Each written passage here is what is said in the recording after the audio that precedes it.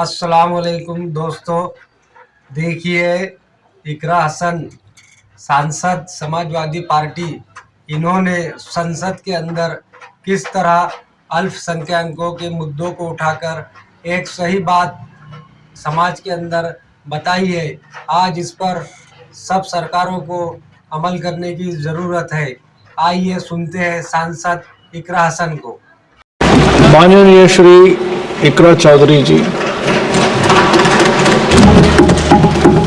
धन्यवाद सभापति महोदय, आपने मुझे इस विशेष चर्चा पर बोलने का मौका दिया। भारत के संविधान के 75वें वर्ष की चर्चा के मौके पर मैं सबसे पहले संविधान बनाने वालों की दूरदृष्टि को सलाम करती हूँ। एक युवा सांसद के तौर पर मैं अपनी उम्मीदों को संविधान के साथ जोड़कर खास तौर पर ये बताना चाहती हूँ कि आज हमारे देश में पिछड़े, दलित, अल्पसंख्यक समुदाय को किस तरह अपने संवैधानिक अधिकारों और आज़ादियों की हिफाजत के लिए हर रोज मुश्किलों का सामना करना पड़ रहा है। Doctor B.R. अम्बेडकर के कथन से अपनी बात रखना चाहती हूँ। उन्होंने कहा था, मुझे अपने भारतवर्ष पर फक्र है कि जिसके पास ऐसा संविधान है जो लोकतंत्र, समाजवाद और सेक्युलरिज्म को संजोता है। लेकिन आज ऐसा लगता है जैसे संविधान की किताब तो है, पर इसे चलाने वालों का ईमान गुम हो गया है। आज हिंदुस्तान में हर वर्ग को किसी न किसी चुनौती का सामना करना पड़ रहा है, मगर अल्पसंख्यक, खासतौर पर मुसलमानों पर जो कहर टूटा है वो किसी से छुपा नहीं है। ये लोग सिर्फ अपने मजहबी पहचान की वजह से निशाने पर हैं। संविधान का अनुच्छेद 15 कहता है कि किसी भी नागरिक के साथ धर्म, जाति या किसी और वजह से भेदभाव नहीं होना चाहिए, लेकिन हकीकत इसके उलट है।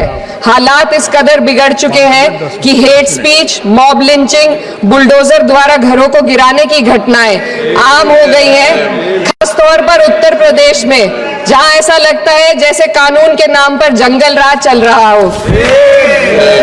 संभल में जो हुआ वो सबके सामने है।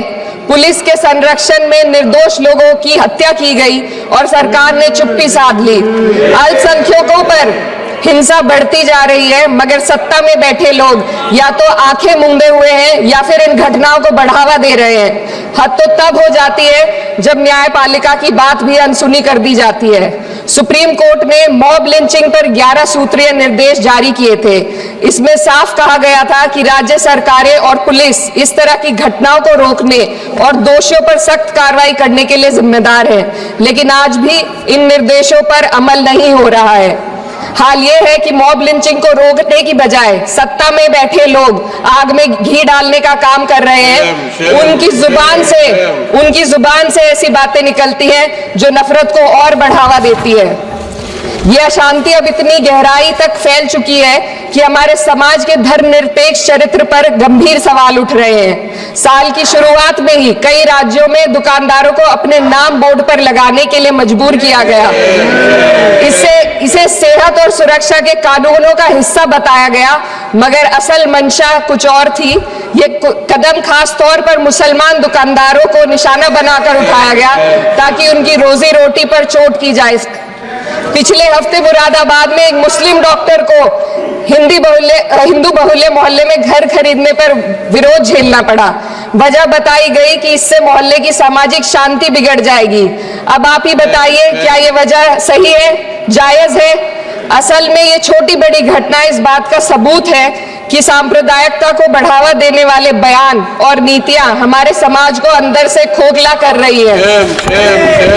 उत्तर प्रदेश में यति नरसिंहानंद ने बेहद घटिया बयान दिया, लेकिन सरकार इन बयानों पर कोई कार्रवाई नहीं कर रही। हेट स्पीच न केवल जनमानस के विचारों को प्रदूषित करती है, बल्कि इससे अब संवैधानिक पदों पर बैठे लोगों को भी प्रभावित कर दिया है।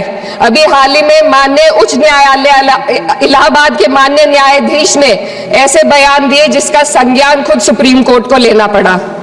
संविधान के अनुच्छेद 29 और 30 ने अल्पसंख्यकों को उनके मजहबी और सांस्कृतिक हक दिए हैं ताकि वो अपनी पहचान को बचा सके और अपने संस्थान चला सके, लेकिन आज उन्हीं हकों पर हर तरफ से चोट की जा रही है।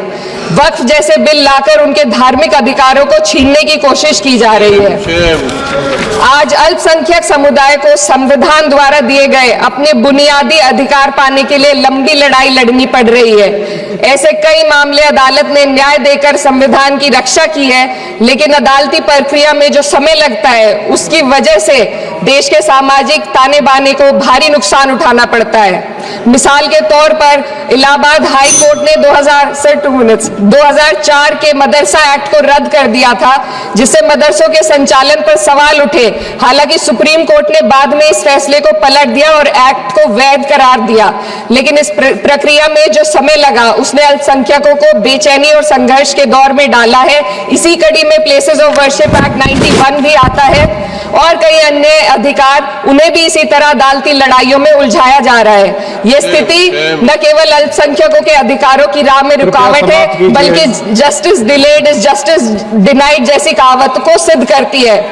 मैं इस सदन से दुनिया भर के अल्पसंख्यकों की आवाज उठाना चाहती हूँ, खास तौर पर हमारे पड़ोसी देश बांग्लादेश में अल्पसंख्यकों के साथ जो हो रहा है वह दिल को गहरे तक चोट पहुंचाने वाला है। उनकी जान माल की हत्या की जा रही है। बांग्लादेश हो या हिंदुस्तान हो या कोई और देश, अल्पसंख्यकों की सुरक्षा, इज्जत और अधिकारों की हिफाजत हर सरकार की सबसे पहली जिम्मेदारी होनी चाहिए। मैं इस सदन से अपने देश के अल्पसंख्यकों के साथ बांग्लादेश के पीड़ित अल्पसंख्यकों की आवाज को एक साथ उठाना चाहती हूँ। ये वक्त की पुकार है कि हम सब मिलकर ये सुनिश्चित करें कि किसी भी इंसान को उसकी पहचान या मजहब के कारण डरकर जीने पर मजबूर ना होना पड़े। जहाँ हक छीने जाते हैं वहाँ अमन खो जाता है। ये बात हर सरकार को समझनी चाहिए। अगर हम सच में अपने संविधान का सम्मान करना चाहते हैं तो हमें नफरत और भेदभाव को खत्म करना होगा।